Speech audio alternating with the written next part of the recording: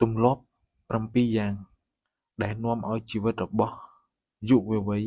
បាត់បង់ប្រសិទ្ធភាពទម្លាប់ទី1ធ្វើជាមនុស្សរ៉េធីវចូលចិត្តទម្លាក់កំហុសទាំងប៉ុន្មានមកលើឪពុកម្ដាយមកលើគ្រូបង្រៀនដោយចោទពួកគាត់ថាជាមនុស្សល្ងង់មកលើអ្នកជិតខាងដោយចោទពួកគេថាជាមនុស្សអត់បានការមកលើសង្សារមកលើរដ្ឋាភិបាលឬមកលើអ្វីមួយឬនរណាម្នាក់ចូលចិត្តគិតថាខ្លួនទេដែលជាជនរងគ្រោះមិនចេះទទួលខុសត្រូវលើជីវិតខ្លួនឯងធ្វើទង្វើដូចជាសត្វធាតុគឺពេលណាឃ្លានក៏ស៊ីទៅបើនរណាស្រែកដាក់ក៏ស្រែកគំហកដាក់វិញបើដឹងថាខ្លួនកំពុងធ្វើអំពើមិនល្អហើយក៏នៅតែធ្វើវាទៀតទម្លាប់ទី2ធ្វើមុនគិតគ្មានផែនការត្រឹមត្រូវគេចវេះមិនព្រមកំណត់គោលដៅជីវិតមិនខ្ចីគិតថាតើថ្ងៃស្អែកគួរត្រូវធ្វើអ្វីខ្លះចាំបាច់អីដែលត្រូវខ្វល់នឹងផលនៃទង្វើរបស់ខ្លួនឯងទម្លាប់ទី3ដាក់រឿងសំខាន់នៅក្រោយគេរបស់ដែលសំខាន់ជាងគេនៅក្នុងជីវិតមិនព្រមធ្វើវាទេ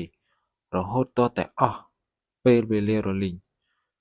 រស់រវល់តែចំណាយពេលមើលគុណនិយាយទូរស័ព្ទមិនចេះឈប់លេងអ៊ីនធឺណិតហើយធ្វើត្រេតចុះត្រេតឡើងចូលចិត្តដាក់ការងារសាលាទុកធ្វើនៅថ្ងៃស្អែកជានិច្ចនិយាយឲ្យចំទៅគឺចូលចិត្តធ្វើរឿងដែលអត់បានការហើយទុកការងារមានប្រយោជន៍ចោលទម្លាប់ទី4គិតចង់តែឈ្នះគេចាត់ទុកជីវិតថាជាការប្រកួតយកឈ្នះចាញ់អ្នកដែលមានអារម្មណ៍សង្ស័យថាមិត្តរួមថ្នាក់ម្នាក់នោះមានបំណងមិនល្អមកលើខ្លួនដូច្នេះអ្នកត្រូវចាត់ការគាត់មុនមិនត្រូវឲ្យនរណាម្នាក់ជោគជ័យឡើយព្រោះបើគេឈ្នះគឺមានន័យថាខ្លួនជាអ្នកចាញ់ទម្លាប់ទី5ត្រូវនិយាយមុនពេលចប់ត្រូវធ្វើពុតជាស្ដាប់គេវិញអ្នកកើតមកមានមាត់ដូច្នេះប្រើវាទៅគឺត្រូវនិយាយឲ្យបានច្រើនជាងគេជាងឯងត្រូវតែបង្ហាញជានិច្ចនូវចំណាប់អារម្មណ៍នឹងរឿងរបស់ខ្លួន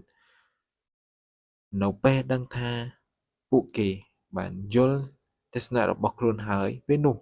អ្នកធ្វើពុតជាស្ដាប់រឿងរបស់ពួកគេវិញម្ដងដោយគ្រាន់តែធ្វើជាងក់ក្បាលឬនិយាយអឺហើយ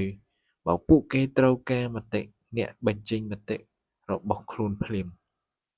ទម្លាប់ទី6មិនសហការធ្វើការតែម្នាក់ឯង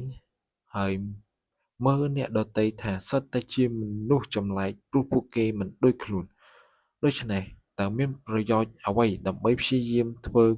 ខ្លួនឲ្យស៊ីខ្សែជាមួយពួកគេធ្វើការងារក្រុមធ្វើមើលតែជាសត្វឆ្កែដោយសារអ្នកតែងតែយល់ថាខ្លួនមានគំនិតល្អជាងគេដូច្នេះគួរធ្វើអ្វីៗដោយខ្លួនឯងទៅបានហើយត្រូវពឹងលើខ្លួនឯងជានិច្ចទម្លាប់ទី7ធ្វើឲ្យខ្លួនឯងខ្សោះកម្លាំងរវល់តែធ្វើការខ្លាំងពេករហូតដល់ភ្លេចគិតថាពេលខ្លះដើម្បីលំហែកាយនិងដើម្បីរៀនជំនាញអភិវឌ្ឍខ្លួនឯងបន្តទៀតមិនដែលរៀនបន្ថែមមិនដែលរៀនវិជ្ជាថ្មីមិនទម្លាប់ហាត់ប្រាណសឹងតែក្លាយជារោគខ្ជិលទៅហើយរឿងដែលអាក្រក់បំផុតនោះគឺមិនចូលចិត្តសៀវភៅល្អៗមិនចូលចិត្តធម្មជាតិឬអ្វីមួយដែលអាចជំរុញលើកទឹកចិត្តខ្លួនឯងឡើយជាចុងក្រោយខ្ញុំសូមពឹងបងប្អូនជួយចុច Subscribe និង Like វីដេអូរបស់ខ្ញុំម្នាក់មួយផងបាទសូមអរគុណសូមជម្រាបលា